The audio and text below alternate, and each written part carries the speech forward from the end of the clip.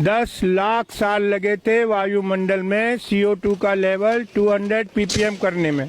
आदमी ने 100 साल में 420 कर दिया है। 3 साल से साउथ अफ्रीका में बरसात नहीं हुई है। जो खिलाड़ी गए थे भैया बाहर आ जा, टॉयलेट में पानी नहीं है। हिमालय के ग्लेशियर पिघल चुके हैं।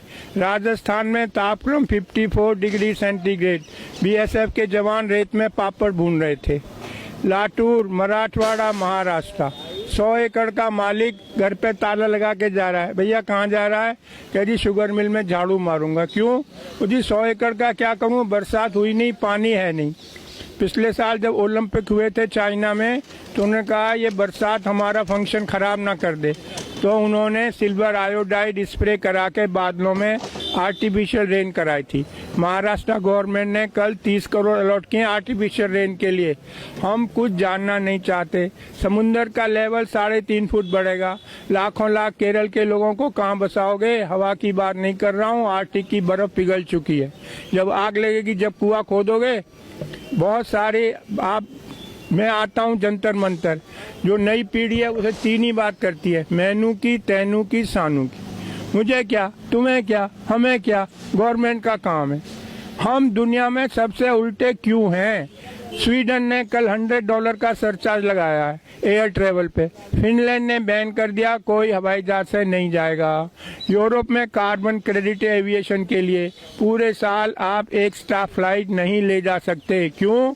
जो हवाई जहाज से जाता है 50 गुना ज्यादा ईंधन इस्तेमाल करता है, 50 गुना ज्यादा प्रदूषण फैलाता है। हम दुनिया में उल्टे क्यों हैं? धरती गर्म हो रही है, सबसे ज्यादा प्रभाव हमारे देश पे पड़ेगा। मैं बता चुका हूँ, ऐसा कहीं भी नहीं है। न्यूक्लियर बैन कर दिया। 3 माइल आइलैंड वो हुआ था एक्सीडेंट अमेरिका में, 30 साल से वहाँ कोई ऑर्डर नहीं है। जर्मनी ने बैन कर दिया, स्वीडन ने कर दिया। आप गूगल पे जाओ, चेरनोबिल टाइप करो, CHERNOBIL। दुनिया की सबसे महंगी इमारत यूक्रेन में बन रही है, जब इससे महंगी इमारत आज तक बनी नहीं, न्यूक्लियर एक्सीडेंट को कवर करने को। हम न्यूक्लियर के पीछे भाग रहे हैं, हम एयर ट्रेवल के पीछे भाग रहे हैं। मैं क्या क्या बताऊं आपको? सरिता विहार चलो, हर दूसरे घर में एक कैंसर पेशेंट है। मैं रविशंकर प्रसाद के पास गया, जर्मनी से डॉक्यूमेंट लाया। किसी भी देश में आप जाके कह सकते हो भैया बताओ यहाँ कितना रेडिएशन है। हमारे यहाँ ऐसा कोई नियम नहीं है। रविशंकर प्रसाद बोले पर्सनली आके मिलना। अबे मेरे लड़के की शादी है, मैं पर्सनली मिलूं? हम वहाँ लो कॉस्ट रेडिएशन लगानी है। मैं उनके पास गया, टावर वालों के पास। अरे शर्मा जी 10 टावर, 30 सिक्योरिटी वाले, 30 ऑपरेटर, 10 जनरेटर, सबकी छुट्टी करके एक टावर लगा दी। भैया आप लोग 1000 गुना रेडिएशन टॉलरेट करने को मजबूर हो। डॉक्यूमेंट है मेरे पास, जयपुर और बम्बई, जब से ये टावर लगी 6 लोग कैंसर से मर गए। कोई जानना ही नहीं चाहता रियलिटी। ना जो टॉप पे लोग हैं उनको कुछ अक्ल नहीं है, ऐसे लोग रिक्रूट करें। मैं जाता हूँ बताने, मैं IIT से पढ़ा हूँ, लंदन से पढ़ा हूँ, डॉक्यूमेंट लाता हूँ, लेकिन यहाँ कोई अक्ल वालों की कोई व्यवस्था ही नहीं है। मोदी जी क्यों 800 करोड़ खर्च करते हैं ट्रेवल पे?